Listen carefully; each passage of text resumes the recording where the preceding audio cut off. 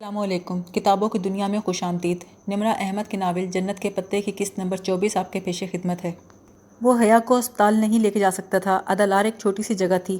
ذرا سی دیر میں یہ خبر ہر جگہ پھیل جاتی اور اسے اپنے کسی دوسرے آدمی پہ بھروسہ نہ رہا تھا کہ وہ حیا کو کسی دوسرے کے ساتھ اسپتال بھیج دے۔ حیا کے زخم ایسے نہ تھے کہ اسے فوری طبی امداد کی ضرورت پڑتی۔ وہ خود بھی اس کی پٹی کر سکتا تھا، مگر سارا مسئلہ اس کے بالوں کا تھا۔ اگر وہ خراب ہو گئے تو وہ ساری زندگی خود کو معاف نہ کر سکے گا۔ شاید اس سلسلے میں عائشہ کچھ کر سکے۔ عائشہ کو ان کاموں کا تجربہ تو نہ ہوگا، وہ کوئی پیرا میڈیکل اسٹاف میں سے نہیں تھی، چھوٹی سی لڑکی تھی، لیکن صرف وہی تھی جس پر بھروسہ کیا جا سکتا تھا۔ عائشہ اور بہاریں اس روز گھر میں اکیلی تھیں۔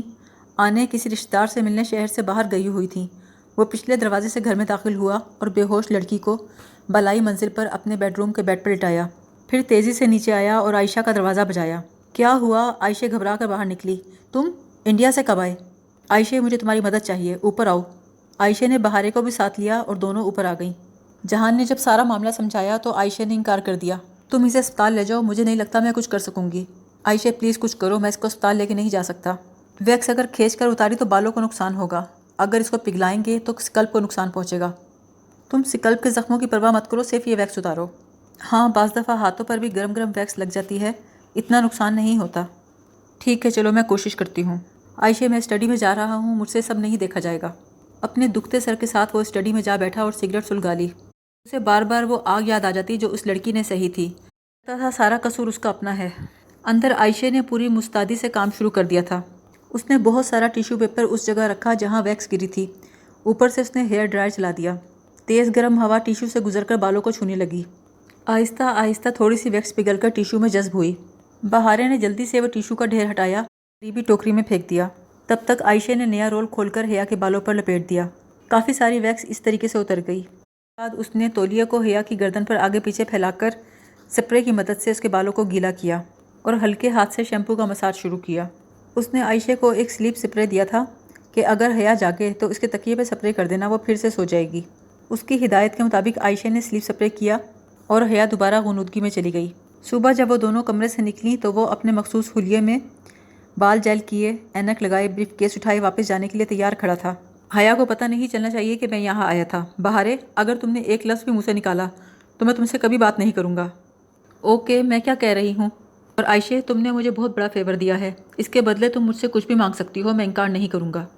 عائشہ مسکرا دی۔ میں صرف اتنا چاہوں گی، زندگی میں دوبارہ اگر کبھی تمہیں کسی بڑے فیور کی ضرورت پڑے تو مجھ سے ضرور مانگنا۔ بالکل، کبھی ضرورت پڑی تو تمہارے پاس ضرور آؤں گا۔ وہ تمہاری بیوی ہے، تمہیں کسی دوسرے نام سے جانتی ہے، پھر تم نے آنے سے کیوں کہا کہ تم مجھ سے شادی کرنا چاہتے ہو؟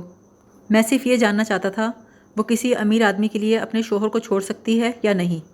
اپنوں کو ہر وقت آزماتے نہیں ہیں عبدالرحمن۔ جو بھی ہے عائشہ، یہ سب تم اس کو مت بتانا۔ میں نہیں چاہتا حیا کسی اور کے منہ سے میرے بارے میں یہ سب باتیں سنے۔ میں اسے خود سب کچھ بتا دوں گا کچھ دیر کے بعد۔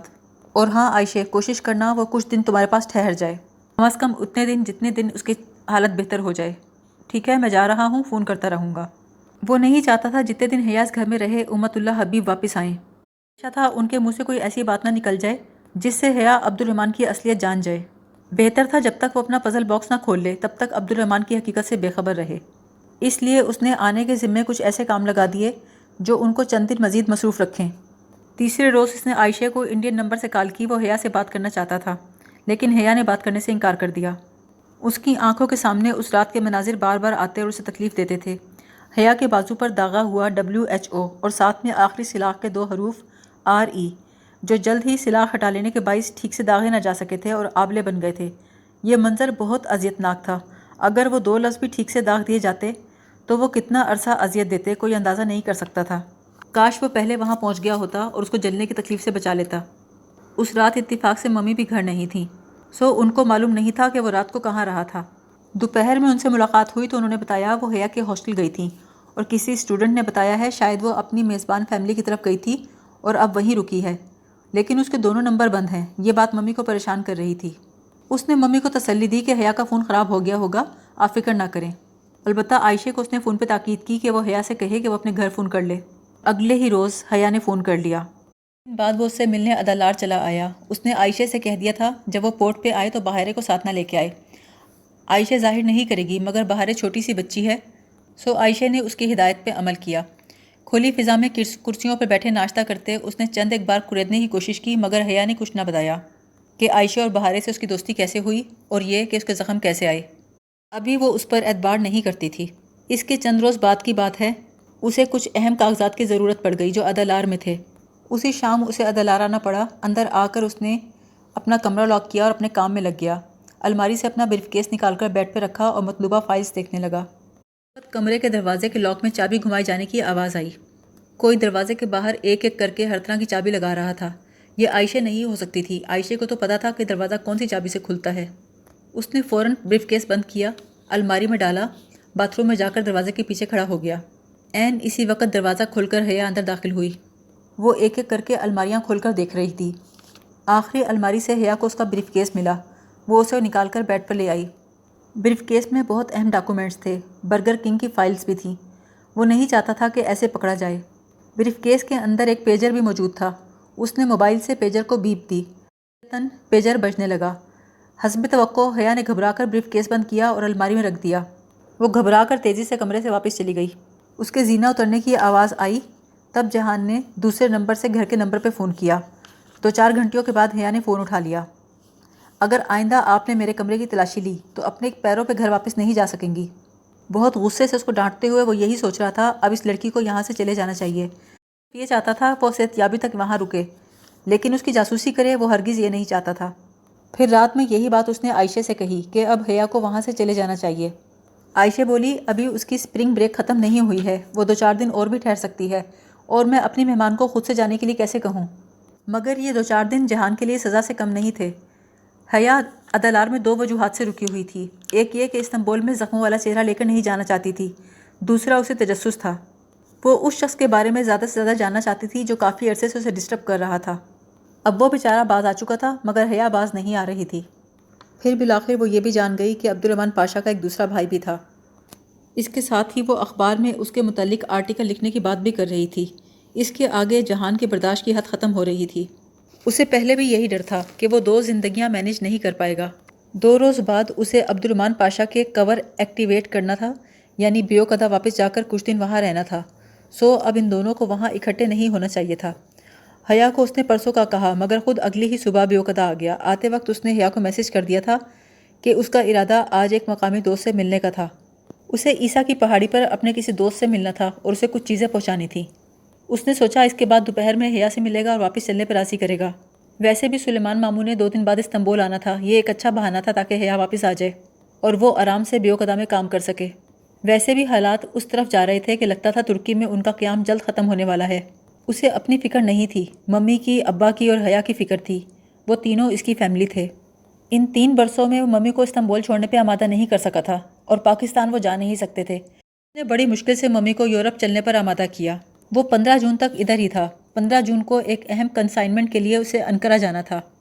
وہ کام کچھ اس قسم کا لیک آؤٹ تھا کہ اس کے بعد پہلا شک اسی پر جانا تھا، اس لیے اس کے لیے ضروری تھا وہ کچھ عرصے کے لیے روپوش ہو جائے۔ اس نے یہاں اتنے دشمن بنا لیے تھے کہ اس کی روپوش ہونے کے بعد کہیں کوئی سے قریبی عزیزوں کو نقصان نہ پہنچائے، اس لیے بہتر تھا کہ جانے سے پہلے وہ اپنے گھر والوں کو محفوظ مقام پر منتقل کر دے۔ حیا کا سیمسٹر 5 جولائی کو ختم ہونا تھا۔ وہ 15 جون سے پہلے حیا کو واپس کیسے بھیجے؟ تب اس نے اپنی سیکرٹری دیمت فردوس سے مشورہ کیا کہ کسی غیر ملکی کو ترکی سے واپس بھیجنا ہو تو کیا کرنا چاہیے۔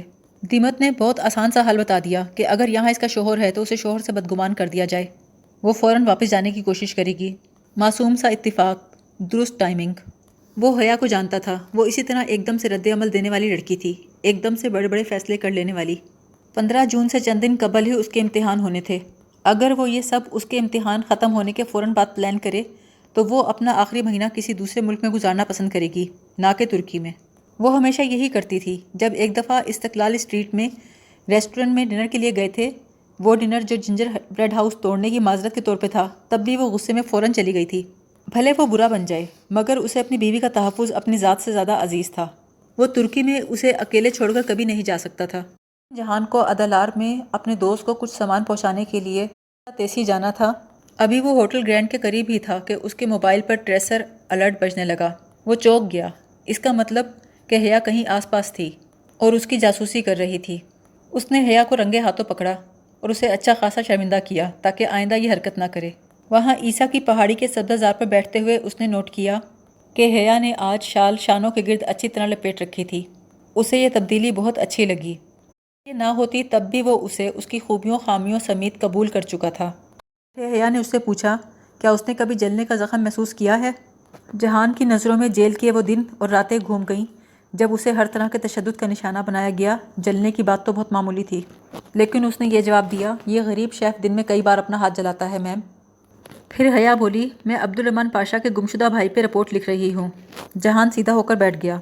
بات رپورٹ کی نہیں تھی۔ رپورٹ نہ کبھی لکھی جانی تھی، نہ کسی نے شائع کرنی تھی۔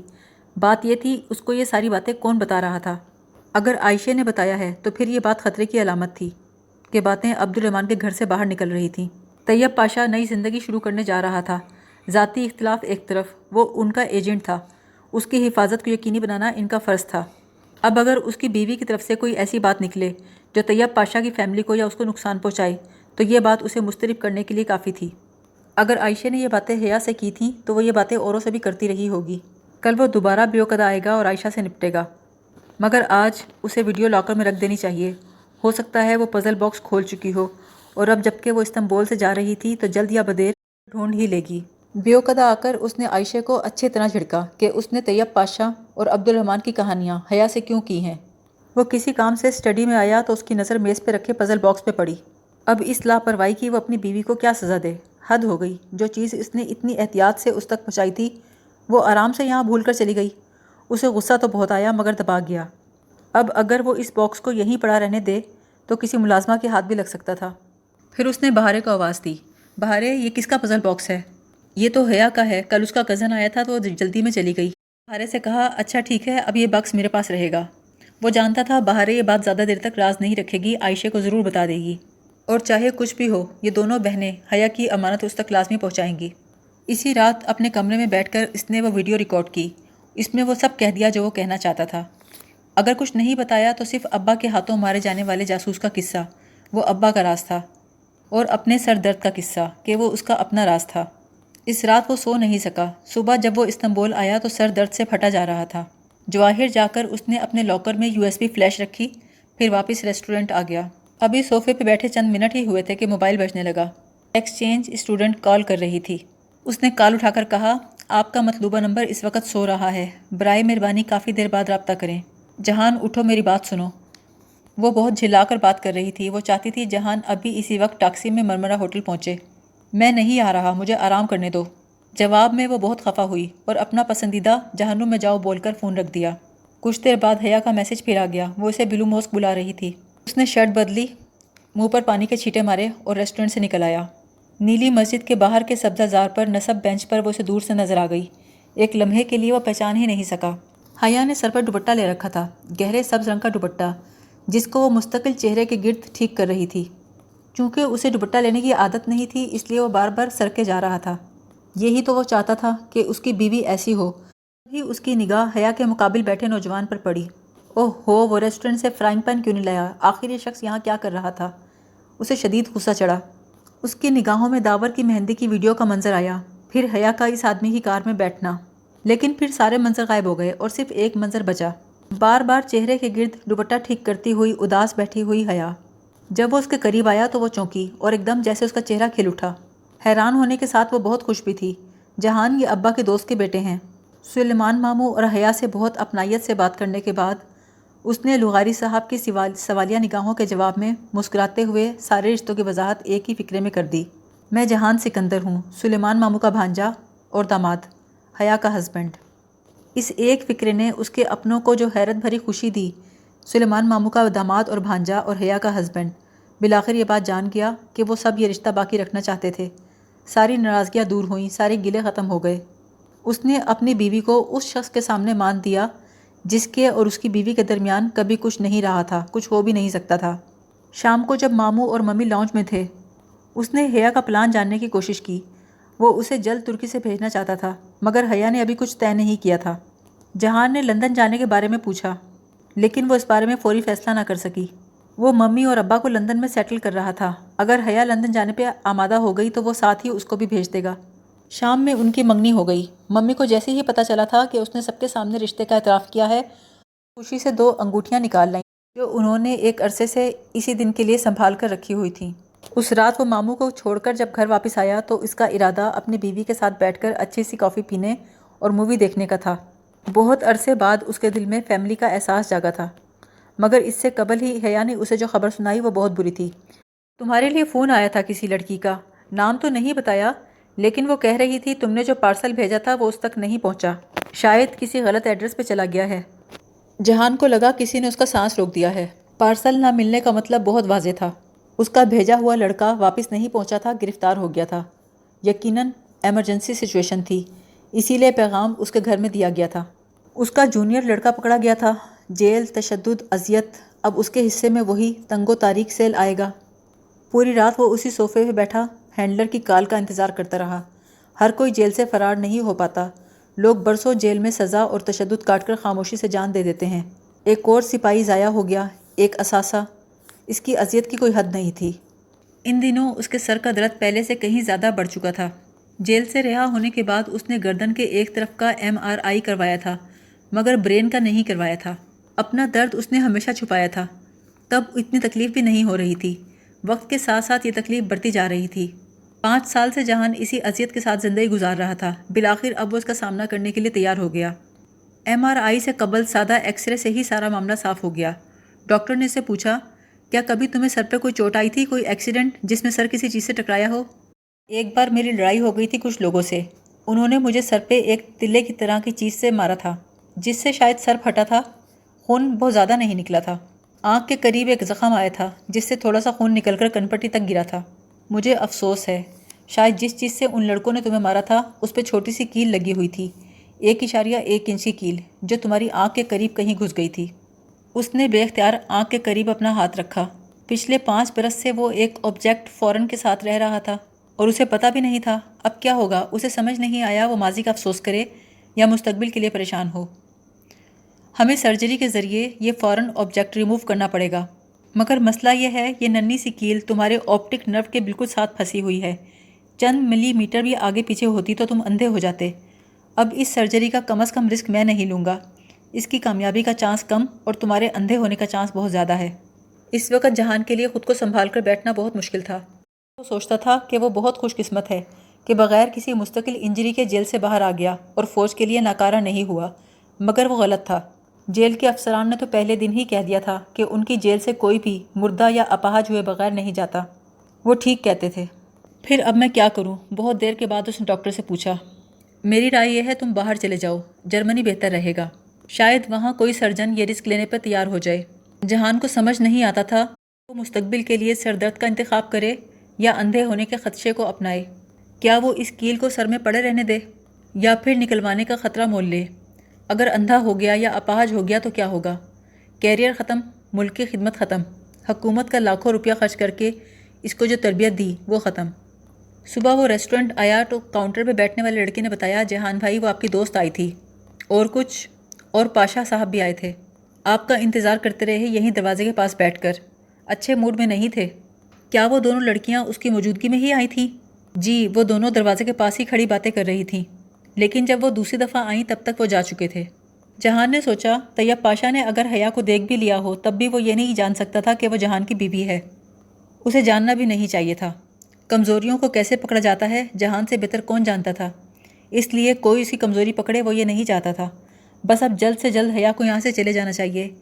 استنبول بہت غیر محفوظ تھا، کم سے کم اس کی فیملی کے لیے، مگر حیا کی واپسی سے قبل ضروری تھا کہ وہ اپنا پزل باکس کھول لے اور لاکر میں سے فلیش ڈرائیو حاصل کر لے۔ بعد ازاں اسے پتہ چلا کہ بہارے نے وہ پزل باکس حیا کو واپس کر دیا تھا۔ ان دنوں طیب حبیب استنبول آ چکا تھا اور اس کا ایک ہی تقاضا تھا کہ جو وعدے کیے تھے پورے کرو، مگر ہر چیز جہان کے ہاتھ میں نہ تھی، سارے احکامات پیچھے سے آتے تھے، سو وہ طیب کو جھڑک کر خاموش کرانے کے علاوہ کچھ نہیں کر سکتا تھا۔ طیب بھی غصے کا اظہار کرنے کے بعد پسپائی اختیار کر لیا کرتا، اس کو معلوم تھا اس کی بقا عبد الرحمن کے ساتھ میں ہے، دشمنی میں نہیں۔ اس بعد اسے احساس ہوا کہ حیا کو اپنے فون میں اس کے ٹریسر کے بارے میں علم ہو گیا تھا، کیونکہ اس روز جب وہ اچانک برگر کنگ آئی تو جہان نے موبائل چیک کیا، اس سے پتہ چلا کہ ٹریسر سبانجی میں ہی ہے، جبکہ حیا کا فون اس کے ہاتھ میں تھا۔ اس نے حیا کے لیے ایک کال ریکارڈ کی اور اس کا ٹائم سیٹ کر کے حیا کے پاس ہی آ گیا۔ اس نے سوچا جب حیا کال اٹھائے گی تو رابطہ منقطع ہو جائے گا، وہ سمجھے گی دوسری طرف سے کاٹ دیا گیا۔ وہ دیکھنا چاہتا تھا کہ وہ اس کال کی کیا وضاحت کرے گی۔ حیا کا موبائل فون بجا۔ حیا نے فون نکال کر دیکھا، پھر کال کاٹ دی اور بولی میجر احمد کی کال تھی، کچھ کام تھا ان سے۔ وہ ایسے سرسری انداز میں بول رہی تھی کہ اسے سمجھ نہ آیا کہ وہ اسے کیا کہے۔ اتنی صاف گوئی سے بتا رہی تھی، اس کی اسے توقع نہیں تھی۔ اس نے صرف یہ بتایا کہ میجر احمد کون ہیں، اس سے زیادہ کچھ نہیں۔ سچ بتانے اور اعتبار کرنے میں بہت فرق ہوتا ہے۔ ان کے درمیان سچ بولنے کا رشتہ قائم ہو چکا تھا، مگر اعتبار کا نہیں۔ وہ اس کے ساتھ لندن نہیں جانا چاہتی تھی، اور اگر وہ یہاں بیوقدہ میں رہے یہ جہان نہیں چاہتا تھا، اور جب دونوں کے درمیان اعتبار کا رشتہ ہی نہیں تھا تو وہ کس مان پر اس سے یہ بات منوا سکتا تھا؟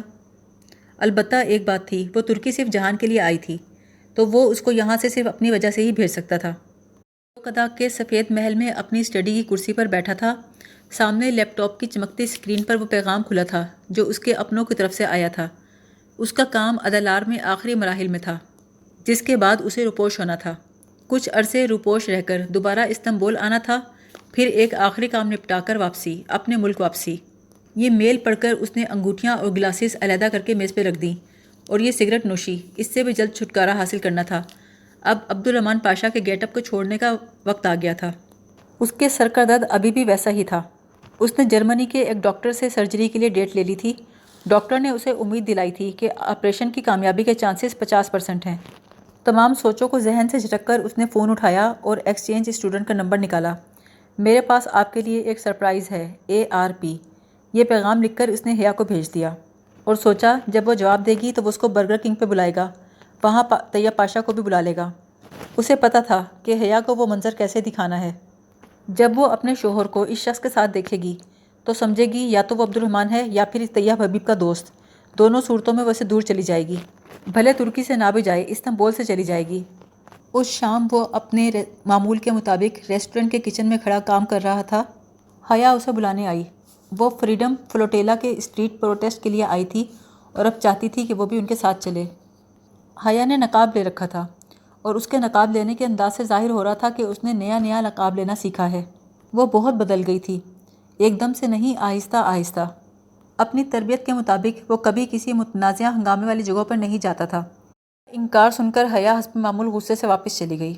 اگلی صبح وہ اس سے ملنے چلا آیا۔ وہ باہر جھیل کے پاس ہی بیٹھی تھی، کتابیں اس کے سامنے رکھی تھیں اور لگتا تھا کافی دیر تک روتی رہی ہے۔ اسے اس لڑکی پہ بہت ترس آیا جس کی زندگی اس نے اتنی مشکل بنائی تھی۔ اس کے ساتھ جھیل کے پاس بیٹھ کر بڑی دیر تک وہ اسے باتیں سمجھاتا رہا۔ وہ اسے خواب نہیں دکھانا چاہتا تھا، سو حقیقت میں رہ کر مستقبل کے حوالے سے باتیں کر رہا تھا۔ اٹھنے سے قبل اس نے پھر لندن چلنے کا موڈ ہو تو بتانا کہا۔ 11 جون کی رات وہ ممی کے ساتھ ان کی پیکنگ کرانے میں مصروف تھا جب ممی نے حیا کے بارے میں پوچھا کہ وہ ہمارے ساتھ جائے گی۔ نہیں ممی، حیا کا ایسا کوئی پروگرام نہیں ہے۔ جواہر مال کے لاکرز کے گارڈ کو اس نے کچھ پیسے دے کر ہدایت کی تھی کہ اگر کوئی 9 نمبر کے لاکر سے کچھ نکال کر لے جائے تو مجھے اطلاع دے دینا۔ جیسے ہی جواہر مال کے لاکرز کے گارڈ کا پیغام موصول ہوا کہ ایک لڑکی جو سیاہ عبایا میں تھی 9 نمبر کے لاکرز میں سے کچھ لے گئی ہے، وہ مطمئن ہو گیا۔ اس سے پہلے کہ وہ سسلی سے واپس سیبانجی جاتی، وہ اسے اور پاشا دونوں کو اپنے ریسٹورنٹ پہنچنے کا کہہ چکا تھا۔ طیب پاشا کہیں نزدیک ہی تھا، وہ حیا سے بھی پہلے پہنچ گیا۔ کیا ہوا، میرا کام ہو گیا؟ نہیں، اس میں ابھی کچھ وقت باقی ہے۔ پھر تم نے مجھے ملنے کے لیے کیوں بلایا ہے؟ ہوٹل گرینڈ کے بارے میں کچھ بات کرنی تھی۔ جہان نے اپنے شیف کو سمجھا دیا تھا کہ اگر حیا آئے تو اسے پچھلی طرف بھیجنا ہے۔ تھوڑی دیر بعد ہی روشن دان کے عکس میں اسے حیا نظر آئی۔ اسے معلوم تھا وہ اندر نہیں آئے گی۔ تبھی طیب بولا، تمہاری بیوی باہر کھڑی ہے، اسے نہیں بلاؤ گے جہان؟ اگر وہ دوست کا لفظ کہتا تو جہان اتنا ششدر نہ ہوتا۔ اسے کیسے پتہ چلا کہ یہ بیوی ہے؟ اب وہ حیا کے بارے میں اور باتیں بتا رہا تھا، سیبانجی، ایکسچینج اسٹوڈنٹ، ڈورم نمبر وغیرہ، وہ سب جانتا تھا۔ ان کی ملاقات بھی ہو چکی تھی۔ اس نے بے اختیار طیب پاشا کو گریبان سے پکڑ لیا۔ اگر تم نے میری بیوی کو نقصان پہنچانے کی کوشش بھی کی تو جان سے مار دوں گا۔ طیب پاشا جھاگ کی طرح بیٹھ گیا۔ اسے جہان کی بیوی سے غرض نہ تھی، بس کام سے غرض تھی۔ اس کو بھیج کر وہ حیا کی طرف پلٹا، مگر بہت دیر ہو چکی تھی۔ وہ اس کا اعتبار کھو چکا تھا۔ حیا نے اس کی کوئی بات نہ سنی، فوراً جگہ چھوڑ کر چلی گئی۔ وہ اسے ترکی سے بھیجنا چاہتا تھا، مگر اس طرح نہیں، خود سے بدظن کر کے نہیں، خود کو بے اعتبار کر کے نہیں۔ لیکن سارا منصوبہ الٹا ہو گیا تھا۔ کوئی بھی انسان ماسٹر پلانر نہیں ہو سکتا، کبھی بھی نہیں۔